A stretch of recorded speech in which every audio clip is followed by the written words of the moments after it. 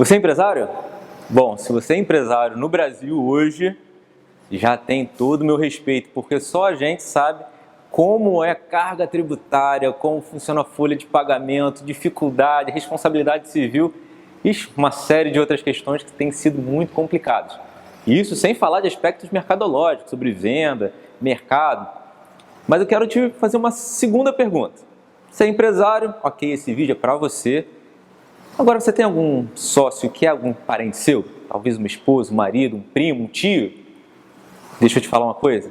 Sócio e parente, problema frente. É uma afirmação. Se você tem um parente como sócio, se prepara, porque você vai ter problemas. Meu nome é Vinícius Correia, você está no canal Seu Patrimônio Tem Futuro e fica comigo que eu vou te dizer que problemas são esses. Até já!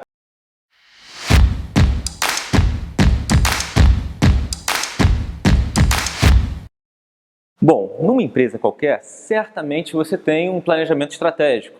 Talvez você nem chame isso de planejamento estratégico, porque talvez sua empresa seja menor, seja um escritório de advocacia que está no início, mas certamente você tem um objetivo, onde você quer chegar. Você já tem o plano traçado, você tem o mapa da mina. Mas deixa eu te contar que suportes vão ser necessários, suportes serão necessários para que você chegue lá. E aí entra o gerenciamento de risco. Aí entra justamente a parte em que você precisa entender como que a gente chega lá, que eu acredito que você já saiba, mas o que pode acontecer nesse caminho.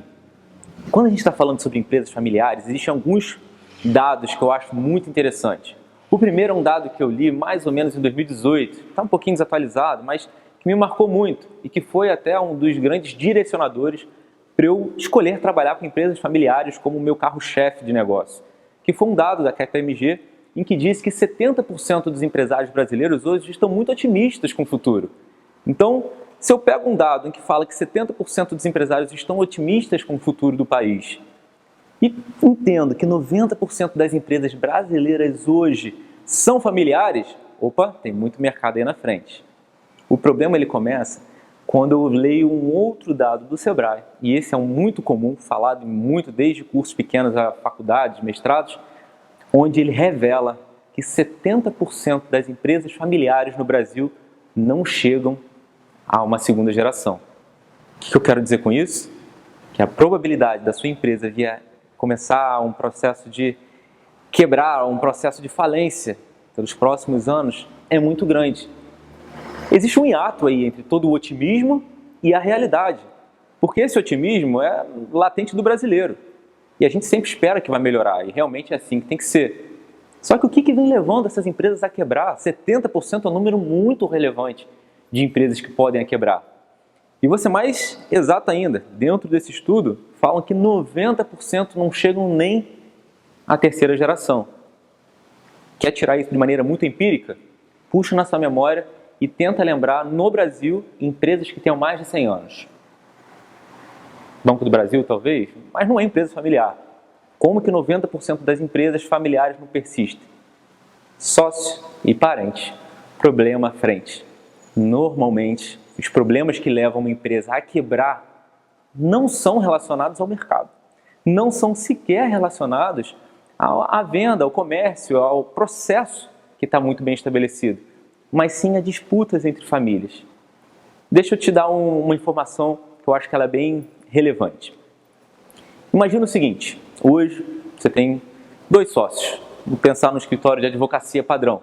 Você e dois sócios, um é teu marido, tua esposa, teu sobrinho, quem você acha interessante colocar como sócio e uma terceira pessoa qualquer. Dentro dessa sociedade existe somente uma certeza, é que ela um dia vai ser desfeita. Isso é certo, porque se não for pelo mercado, um dia um de vocês vai ter uma ausência precoce, vai passar dessa para uma melhor, vai embora, vai falecer. Como fica a estrutura da sua empresa no falecimento de um key man, de uma pessoa-chave, de um sócio? Como é que fica o capital intelectual dessa empresa? Como que você repõe? E se a pessoa que faleceu era justamente a força motriz do teu escritório, a força motriz da sua empresa? Como que você repõe isso? Muitas empresas não estão preparadas para isso. Até porque muitas empresas, quando abrem, pegam um contrato social padrão, fazem uma leitura padrão e não se atentam na cláusula de dissolução da sociedade. Isso é um grande prejuízo. Por quê? No falecimento de um dos sócios, quem herda aquelas cotas são os herdeiros dos sócios. Já imaginou a filha do seu irmão assumindo igual para igual com você a sociedade que você construiu já tem 20 anos? Isso é um grande problema. Existem muitas formas de você contornar um problema de sucessão empresarial e esse canal fala sobre isso. Mas também existem problemas em vida, em que o escritório pode precisar de recursos em vida também. Caso um dos sócios queira sair antes do contrato terminar ou simplesmente porque ele quer abrir um novo negócio. Como que isso está provisionado dentro do acordo de vocês? Imagina que um desses sócios foi acometido com uma doença grave e a partir de agora ele não pode mais trabalhar. Se ele é um sócio do mercado, pode ser que você entre e execute e solicite, se você for majoritário principalmente, e obrigue-o a vender a parte dele ou qualquer outra coisa do gênero. Mas se é a tua esposa, mas se é o teu filho, mas se é o teu sobrinho, como que você tira ele da sociedade? E pior, como que você deixa ele sem proventos? Como que você deixa ele sem receita? E aí acaba que a empresa tem que assumir um risco muito grande. E dependendo do tratamento que essa pessoa precise, isso pode ser um grande ralo de recursos. E eu vou te ser bem sincero, quando se fala de família, aquela separação que a contabilidade traz de patrimônio de pessoa física para patrimônio de pessoa jurídica, isso deixa de existir. Porque enquanto sua filha sócia necessitar de recursos, vai todo o recurso da sua empresa para isso.